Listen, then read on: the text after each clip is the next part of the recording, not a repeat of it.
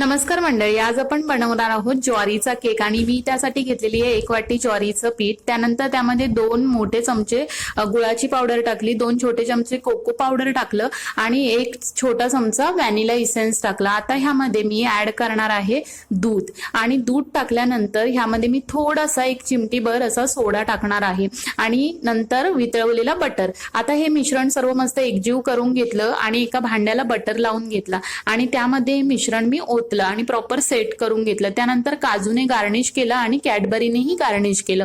त्या जागी तुम्ही सूर्यफुलाच्या बिया किंवा भोपळ्याच्या बिया ह्याच्याने पण गार्निश करू शकता। त्यानंतर एका भांड्यात पाणी ठेवून आता ह्याला मी स्टीम करायला ठेवलेला आहे 45 मिनिट्ससाठी।